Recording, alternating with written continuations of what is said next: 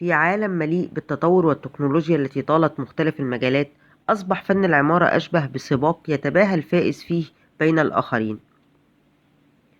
وقد قدم هذا العالم لنا مجموعة من أمهر المهندسين، ولعل أشهرهم المهندسة العراقية الراحلة زها حديد، والتي نالت تصاميمها شهرة واسعة على مستوى العالم. نشأت زها حديد في مدينة بغداد العراقية، وعلى الرغم من بدايات مسيرتها الصعبة إلا أنها حققت نجاحا رائعا، إذ تم تكريمها عدة مرات خلال حياتها، وذلك لمساهمتها البارزة في مجال الهندسة المعمارية الحديثة. تعد زها حديد المرأة الوحيدة التي حصلت على جائزة بريتسكير للعمارة، كما أنها نالت وسام الشرف البريطاني برتبة سيدة قائد في عام 2012، والميدالية الذهبية في عام 2016. لا تزال المهندسة زها حديد الشهيرة التي حققت مكانا للنساء في مهنة سيطر عليها الرجال شخصية بارزة إلى الآن، كما ستبقى تصاميمها المبهرة رمز فخر في العالم أجمع دون استثناء. تنتشر مشاريع زها حديد في مختلف مدن العالم، وتمتاز بتصاميمها المستوحاة من وحي الخيال. مركز حيدر عليف الشهير في باكو هو أحد تصاميم زها حديد الحائزة على عدة جوائز. اختزلت زها حديد 2011 خبرة تزيد عن 30 عام في تصميم مركز حيدر عليف في مدينة باكو، جسدت من خلاله أرقى معايير الهندسة العالمية لتخرج لنا تصميما فريدا من نوعه، مما كان سببا كافيا لفوزه بجائزة أفضل تصميم في لندن عام 2014. أصبح المبنى مركزا سياحيا يستقطب السياح من مختلف دول العالم، وذلك بسبب تصميمه الرائع الذي أظهرت من خلاله زها حديد إبداعاتها المدهشة، إذ يشبه المبنى موجة تصعد من الأرض إلى السماء ثم يتوالى نزولها بنسب متفاوتة. دار أوبرا غوانزو الصين. تتميز دار أوبرا غوانزو بموقعها الرائع على ضفاف النهر. تمكنت زها حديد من تجسيد رؤيتها المميزة التي تعد مزيجا بين الهندسة المعمارية الحديثة والطبيعة في تصميم دار أوبرا غوانزو. تمثل عناصر التصاميم الخارجية والداخلية لهذا المبنى الفريد عناصر الطبيعة الخلابة، مثل منحنيات الأودية، الأنهار والحصى، كما يظهر هذا التشابه أيضا في المواد المستخدمة في البناء التي شكلت مزيجا من الفولاذ والجرانيت والزجاج. واكتسبت مشاريع زها حديد في الإمارات شهرة كبيرة، فبعضها يعتبر من أهم المعالم السياحية والثقافية التي تستقطب السياح من مختلف دول العالم.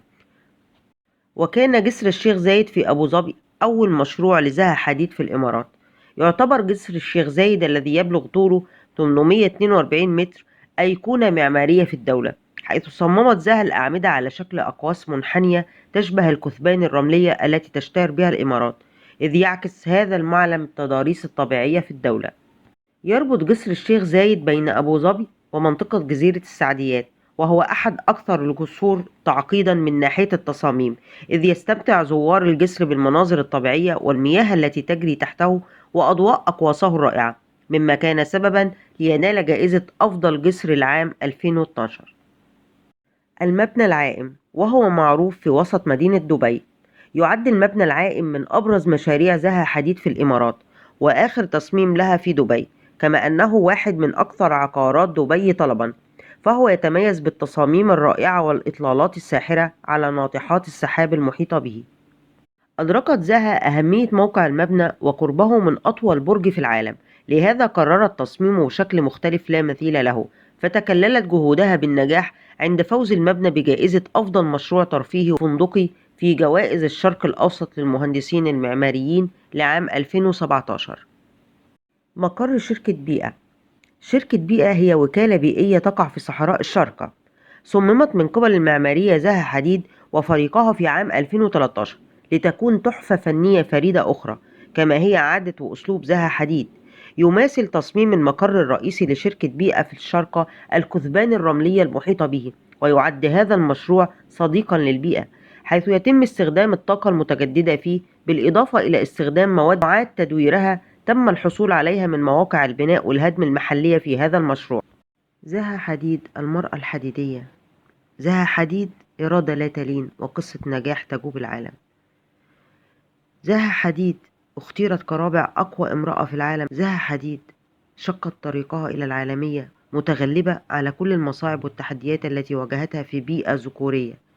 لم تلقى تصاميمها اهتماما لدى مجلس النواب العراقي، حيث رفضوا عدة تصاميم قدمتها بدون مقابل. على الرغم من ذلك ومن كل الصعاب التي واجهتها، حققت نجاحا رائعا.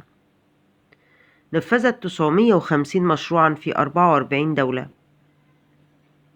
وكانت لها إبداعات في عالم الموضة والأثاث. بعض الناس يمشي بالحياة ويضع فشله أمامه، وبعض الناس يمشي بالحياة وتجاربه السابقة تساعده وينطلق من جديد. ربما ما يراه الناس منك فشل هو بالحقيقة خطوة نحو نجاحك الأكيد. لذلك عليك أن تصعد فوق فشلك وتمشي فوق الجرح والألم لتصل. لو شغلت فكرك بالنجاح هتنجح، لو شغلت فكرك بالفشل هتفشل. الفشل من الخوف يعتبر أول خطوة إلى الفشل، بل هو الفشل عينه. فما ندعي أنه فشل ما هو إلا خبرة قد اكتسبناها من واقع تجاربنا في الحياة. شكرا.